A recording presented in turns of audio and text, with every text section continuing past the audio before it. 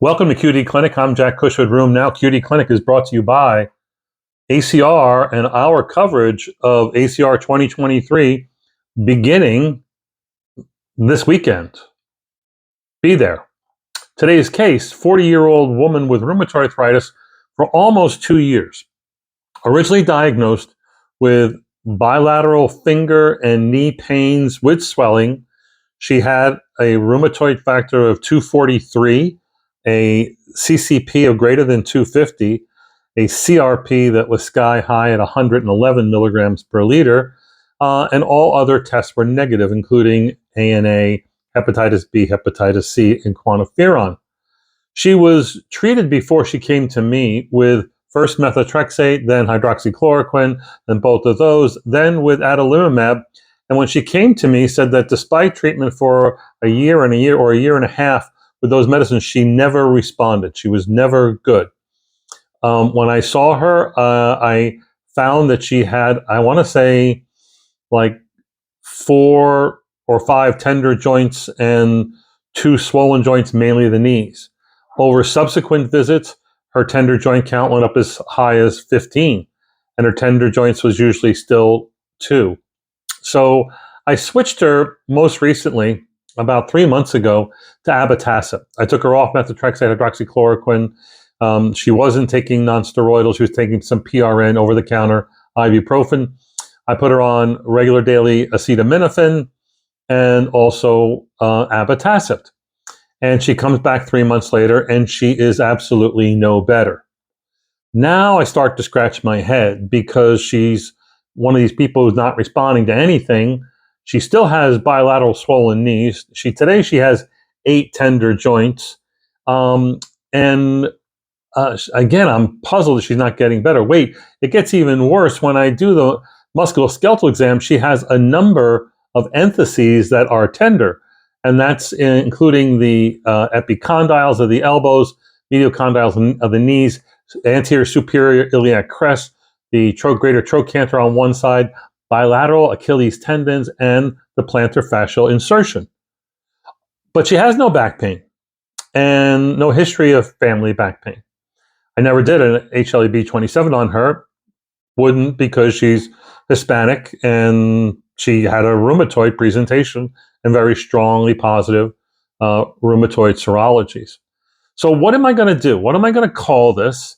Is this a difficult to treat RA patient refractory to multiple therapies? Is this someone who just hasn't yet gotten to the best possible therapy?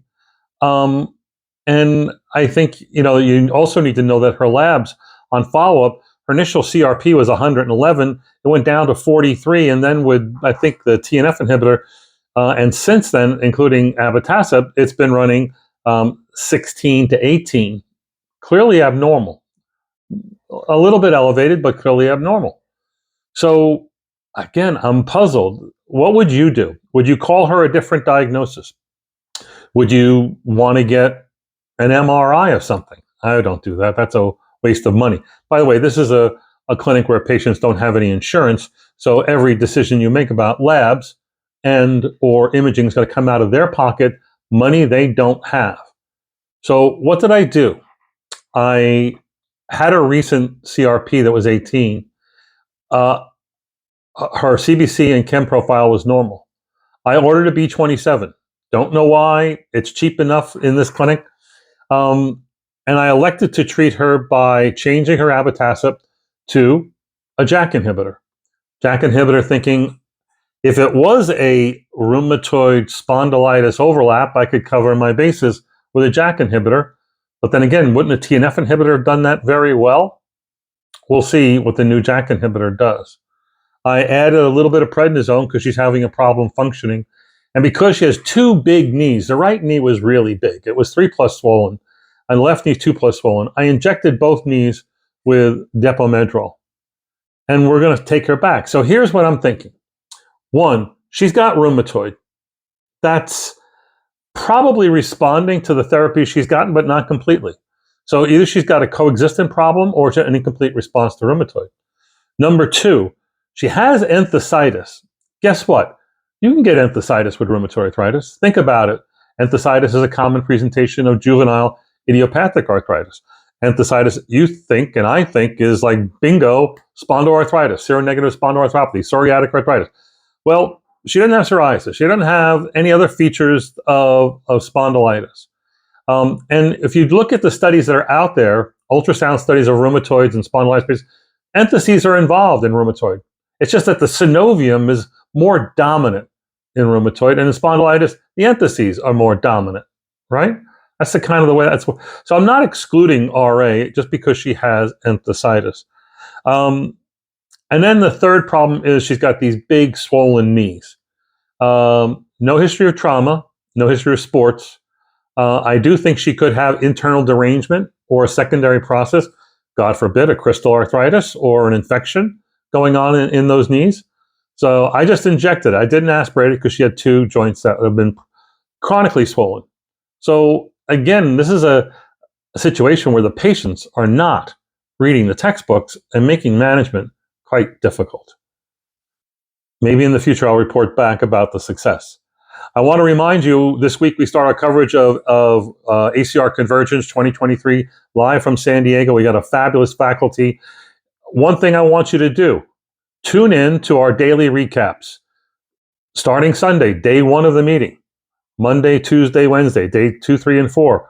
We're going to do a daily recap. Me and the faculty will sit down and talk about the highlights of that day. You don't want to miss it. 9 p.m. Eastern, 6 p.m. Pacific time. It's going to be live streamed. You can sign up for it from a Zoom invite I'll send you if you're a rheumatologist. But you can watch it live stream on Twitter, on our website, on LinkedIn, on Facebook, and I think that's about it. So again, daily recaps. If you want to stay abreast of the meeting with a minimal amount of engagement, this is the best way to do it. Tune in tomorrow for more QD clinics leading up to ACR 2023.